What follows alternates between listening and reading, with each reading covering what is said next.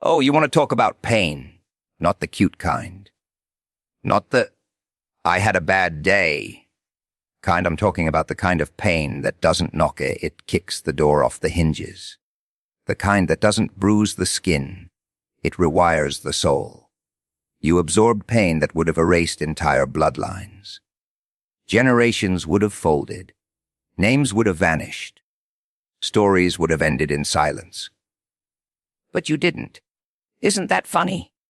They thought the trauma would bury you. They thought the betrayal would rot you from the inside. They thought the abandonment, the humiliation, the chaos would snap your spine and scatter your mind like broken glass. But instead, you metabolized it. You turned grief into gasoline. You turned betrayal into blueprint. You turned silence into strategy. What kind of creature does that? Because normal people break. You adapted. You learned how to smile while bleeding. How to stay calm while the world tried to set you on fire. How to build empires in the dark while everyone else was praying for sunrise. That kind of evolution isn't accidental. That's survival at a cellular level. That's DNA saying, we don't end here. So the real question isn't, why did this happen to you? The real question is, what did you become? Because when a human absorbs enough pain to wipe out bloodlines and still stands up, they don't stay human for long. And tonight, we're going to find out exactly what you turned into.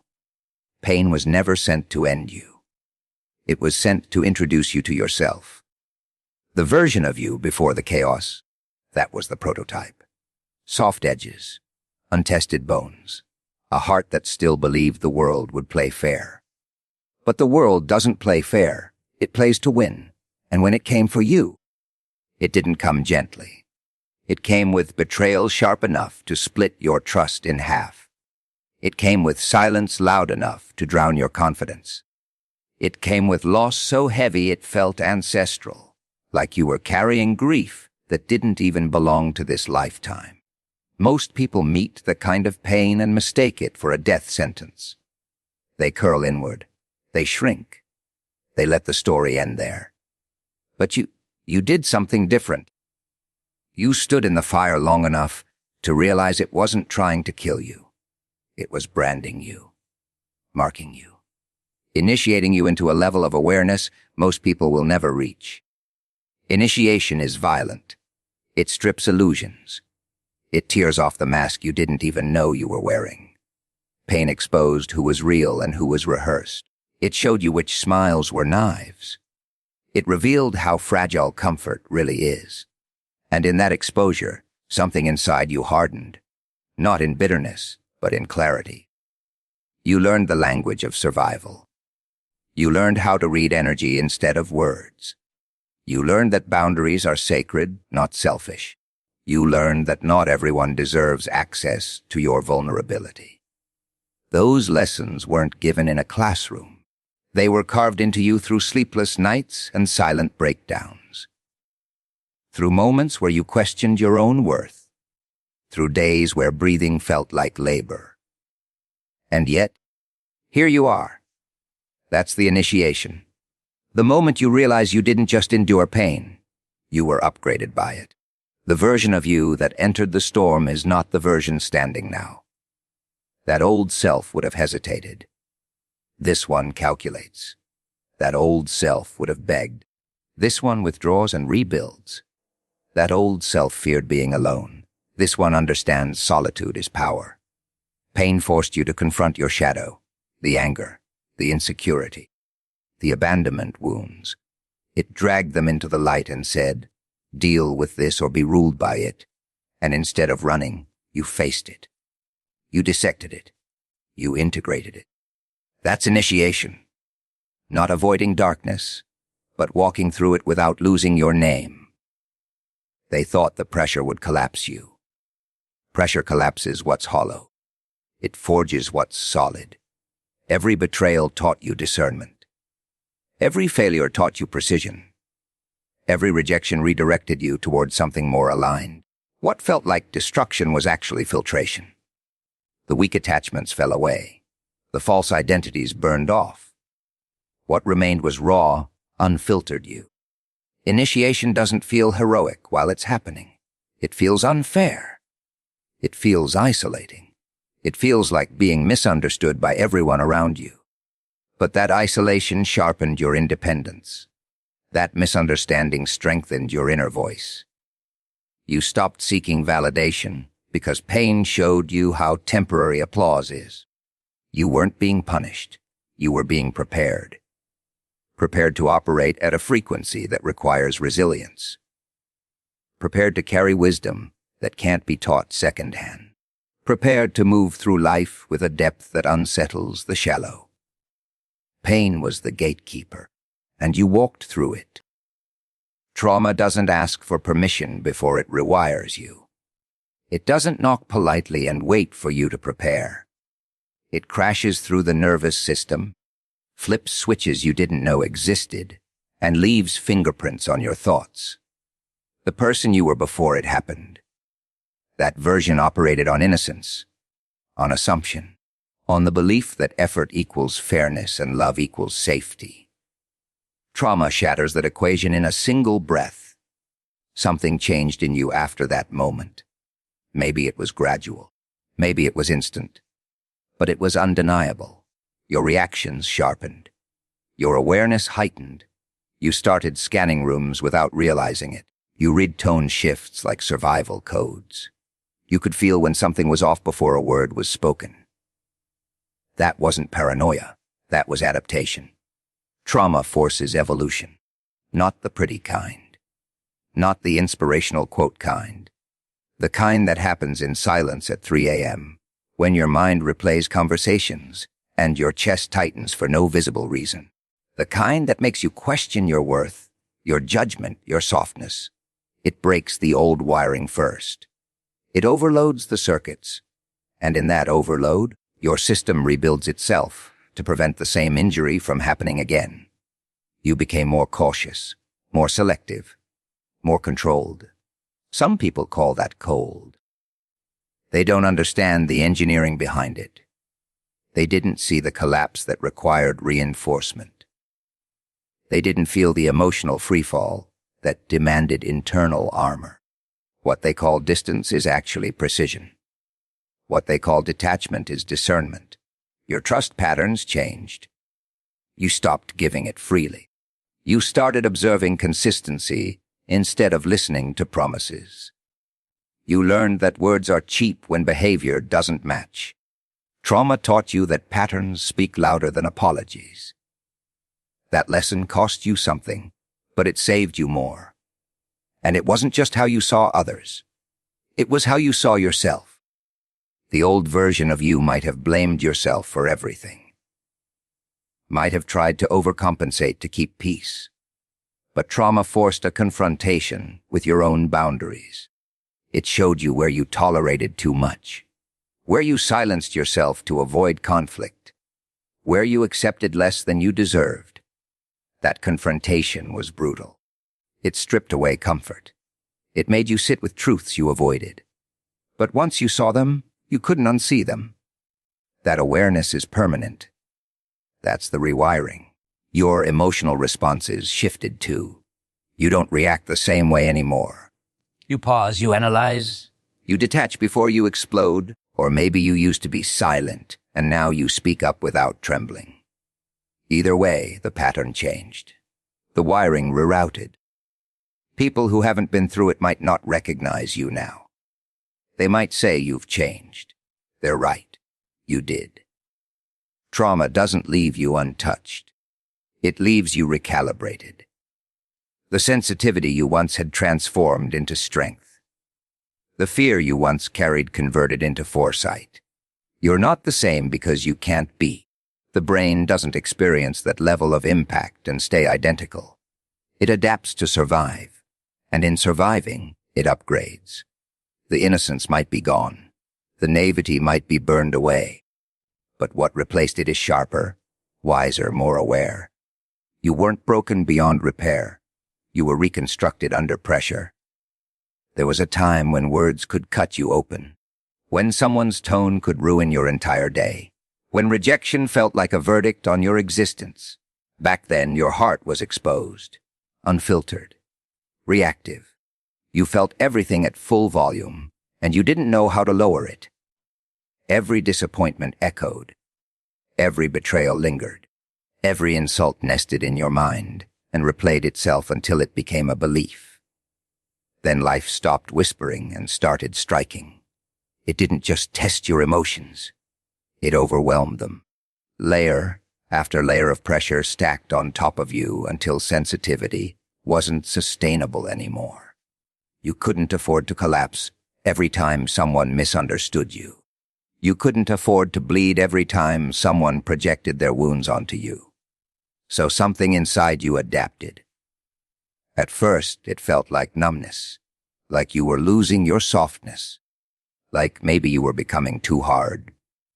But what was really happening was calibration.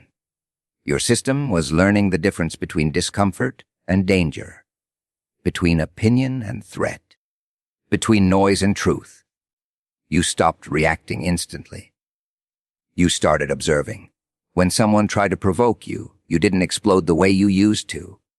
You measured them instead. You recognized insecurity disguised as arrogance. You saw manipulation hiding behind charm. You understood that most attacks are confessions in disguise. Emotionally bulletproof doesn't mean emotionless. It means impact resistant. The bullets still hit, but they don't penetrate the way they used to. Criticism still arrives, but you filter it before it reaches your core. You don't internalize every projection anymore. You don't adopt every label someone throws at you. There were nights that built this armor. Nights where you cried until there was nothing left to release. Nights where you realized no one was coming to rescue you. That realization was painful, but it was powerful. Because when you accept that you are your own protector, you move differently. You stopped seeking validation from people who couldn't even validate themselves. You stopped over-explaining your boundaries. You stopped chasing closure from those who benefited from your confusion. That shift wasn't coldness. It was self-respect forged through repetition of disappointment. The version of you now doesn't crumble under pressure the way the old one did. Stress still exists. Pain still visits. But you don't shatter. You absorb. You analyze. You respond with intention instead of impulse. That's not detachment from life. That's mastery over your internal state. People might say you've become harder to reach. They're not wrong. Access to you now requires consistency, honesty, and depth. You no longer open your inner world to anyone who knocks. That door has reinforcement now. What once would have triggered a spiral now triggers awareness. What once would have sent you chasing now sends you stepping back. You learn that your peace is more valuable than winning arguments. That your silence can be more powerful than your defense. The armor you wear wasn't handed to you. It was built from experience. From betrayal you survived. From rejection you endured. From abandonment that didn't erase you. You don't flinch the same way anymore. And that alone says everything. Darkness has a reputation. People talk about it like it's a monster waiting to swallow you whole.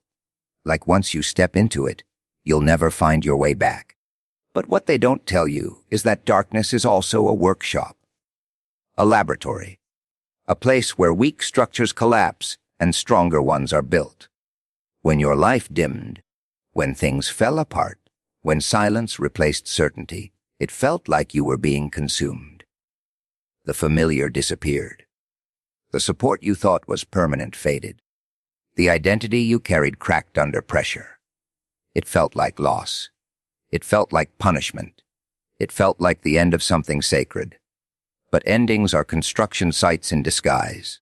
In the dark, there are no distractions, no applause, no validation, just you and your thoughts. Just you and the truth you can't avoid anymore. And that's uncomfortable, because in the light you can perform. In the dark, you confront. You confronted your fears. The fear of being alone. The fear of not being enough. The fear of being abandoned or replaced. Those fears used to control you from the shadows. But once you were fully in the dark, you could finally see them clearly. You could trace their origins. You could question their authority. Darkness forced you to sit with emotions you used to escape. You couldn't numb everything. You couldn't distract yourself forever. Eventually, you had to feel it. The grief, the anger, the humiliation, and feeling it didn't destroy you. It refined you. Like metal in fire, impurities surfaced first. Insecurity, jealousy, resentment. You saw parts of yourself you weren't proud of. That was part of the engineering. Because you can't strengthen what you refuse to examine. The darkness didn't just expose the world's flaws. It exposed yours. And instead of running from that reflection, you studied it. That study created discipline. You began choosing responses instead of reacting from wounded instincts. You began recognizing patterns before they repeated. You stopped blaming fate and started adjusting behavior. That shift is structural. That's engineering at a psychological level. People assume the dark is where you lose yourself.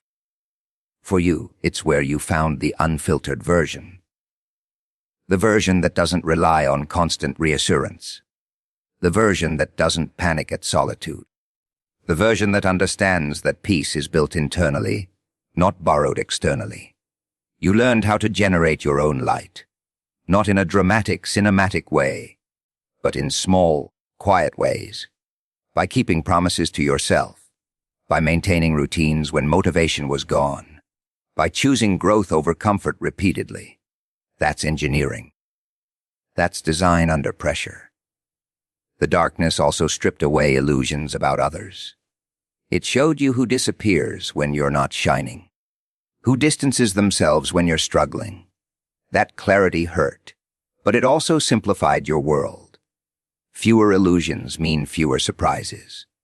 You didn't come out of the dark identical. You came out recalibrated, stronger in places you didn't even know needed reinforcement, more aware of your limits, more protective of your energy, more selective with your trust. It didn't consume you. It constructed you. There was a phase where survival was your only objective. Wake up. Get through the day. Don't collapse in front of everyone.